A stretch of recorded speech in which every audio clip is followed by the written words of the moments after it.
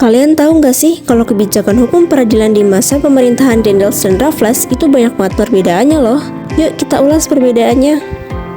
Nah, perbedaan utama kebijakan hukum peradilan Daendels dan Raffles terletak pada tujuan dan struktur pengadilannya, di mana pada masa pemerintahan Daendels tujuannya adalah memperkuat kekuasaan kolonial Belanda, menjaga ketertiban, dan melindungi kepentingan ekonomi Belanda, serta bukan untuk keadilan rakyat pribumi.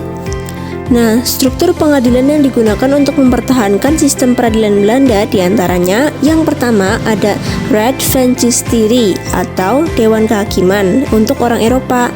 Yang kedua ada Landraad untuk pribumi, dan yang terakhir ada pengadilan khusus untuk golongan Tionghoa dan Timur Asing.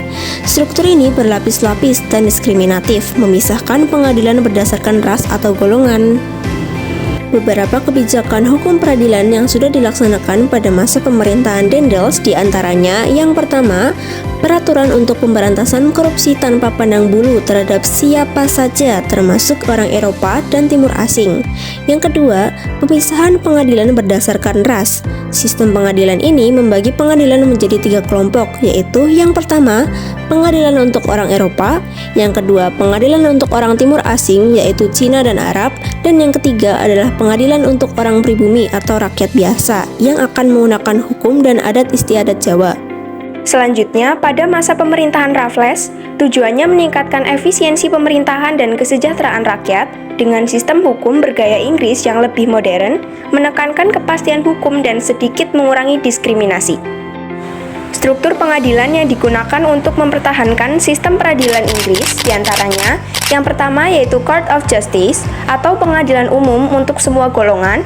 Yang kedua, mengurangi diskriminasi walau praktiknya orang Eropa masih diistimewakan. Dan yang ketiga, lebih menekankan rule of law dan administrasi yang sederhana.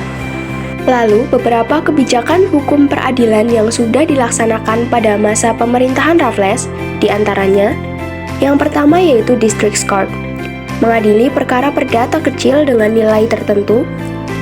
Yang kedua, Bupati's Court, mengadili perkara perdata umum dan melibatkan bupati sebagai ketua.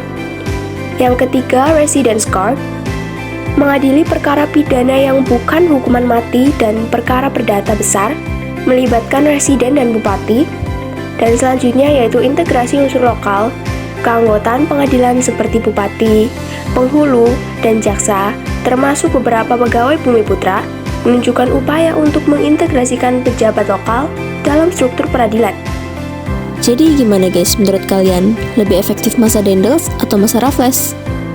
Jangan lupa komen di bawah dan terima kasih.